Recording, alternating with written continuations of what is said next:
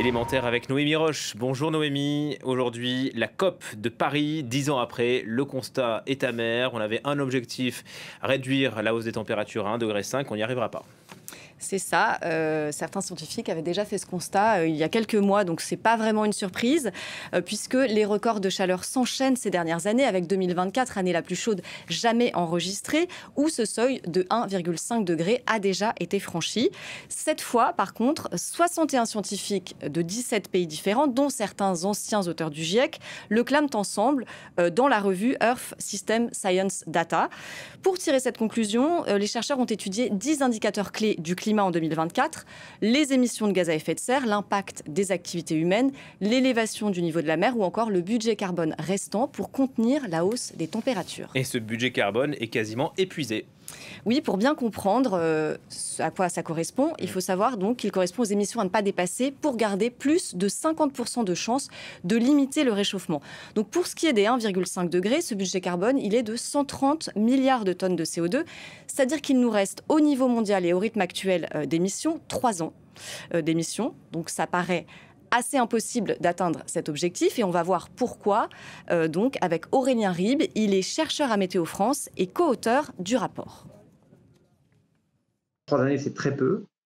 Ça veut dire que si on souhaitait en fait maintenir le monde sous ce seuil de 1,5 degré, il faudrait que d'ici quelques années seulement, la planète ait cessé toute émission de gaz à effet de serre.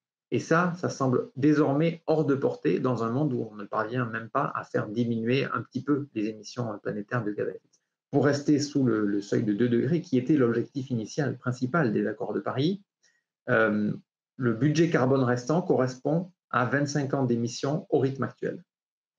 Ce qui laisse un petit peu plus de temps pour respecter cet objectif et chercher à diminuer les émissions pour ne pas dépasser ce budget.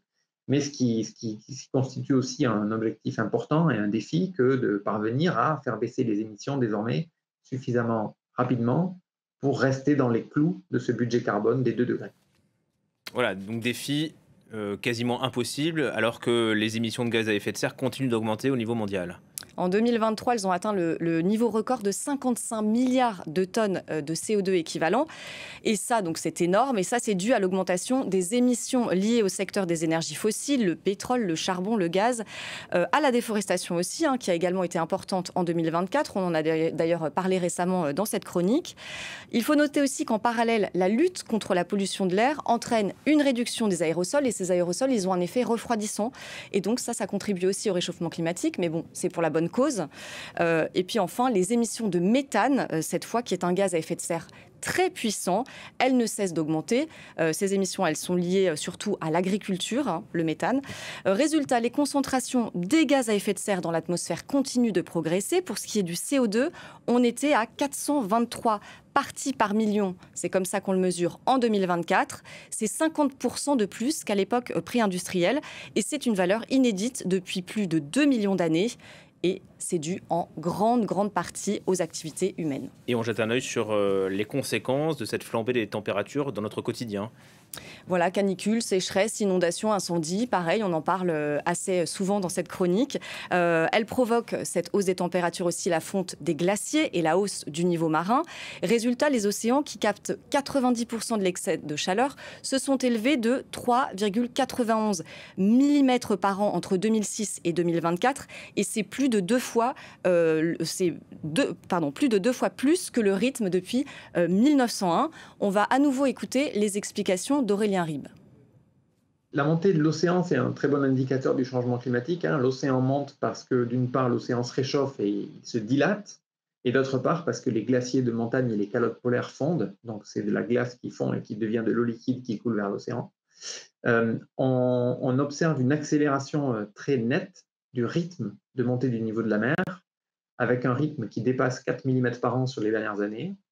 Voilà, une hausse du niveau de la mer, en gros, qui est de à peu près 23 cm depuis depuis le début du XXe siècle, mais qui s'accélère et qui, de plus en plus, va affecter toutes les zones littorales via des événements de niveau de la mer extrême, des surcotes, à l'occasion de tempêtes ou de fortes houles, qui peuvent créer des inondations côtières et qu'on commence à observer dans différentes régions du monde. Voilà, de quoi se réjouir. Merci beaucoup, Noémie Roche. Vous revenez quand vous voulez.